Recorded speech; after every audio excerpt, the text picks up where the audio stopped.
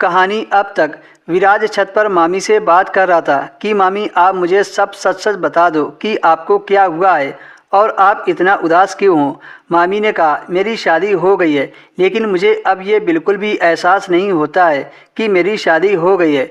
विराज मामी के कंधे पर हाथ रखते हुए बोला, क्या हुआ यार, आप इतना परेशान क्यों हो। आप मुझे अपना दोस्त समझकर बता दो, आप मुझ पर भरोसा कर सकती हो। मामी ने कहा विराज तुझे तो पता ही है कि एक औरत को क्या चाहिए होता है अपने पति से। विराज अनजान बनते हुए बोला, मामी मैं कुछ समझा नहीं कि क्या चाहिए होता है। मामी ने कहा तो फिर तुम क्या घंटा समझोगे मेरी प्रॉब्लम।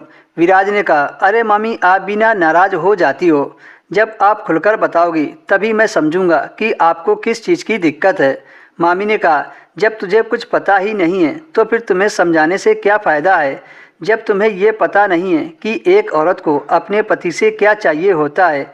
विराज ने कहा मामी मैं सब जानता हूँ कि एक औरत को मर्द से क्या चाहिए होता है, पर मैं इस चीज़ को आपके मुंह से सुनना चाहता हूँ। विराज की मामी ने कहा अच्छा तो सुन, पिछले 1 साल में तेरे मामा ने मुझे 3 या 4 बार ही किया होगा।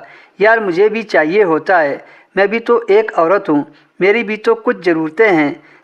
तेरे मामा मेरे से 10 साल बड़े हैं, उनका अब कुछ करने का मन नहीं करता है। अब विराज तुम ही बताओ कि मैं कहाँ जाऊँ, मैं क्या करूँ, किसके साथ करूँ, मुझे तो कुछ समझ में नहीं आता है।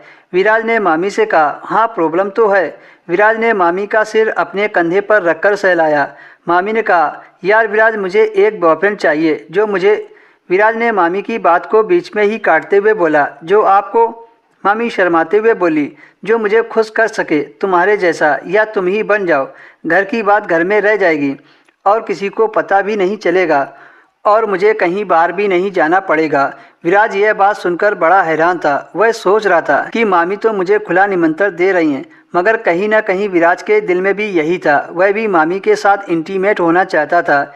इसीलिए हालात तो विराज के पक्ष में थे, उसको भला कौन मना कर सकता था। विराज ने मामी के साथ क्रिकेट के लिए हाँ कर दी थी और मामी के चिपकने लगा, मगर मामी ने मना कर दिया और कहा विराज पहले नीचे तो चलो, तुम तो यहीं पर शुरू हो गए, यहाँ हम लोगों को कोई देख लेगा। क्योंकि विराज और मामी दोनों छत पर सुबह सुबह टहल रही थी। उसी वक्त दोनों छत पर बात करने लगे थे। मामी को उदास देखकर विराज ने मामी से उदासी का कारण पूछ लिया था, तो मामी ने विराज को सारी राम कथा बता दी थी जो उसको दर्द था। मामी ने कहा विराज तुम अपने कमरे में चलो, वहीं पर अच्छे से करेंगे, यहाँ छत पर हम दोनों को कोई देख लेगा।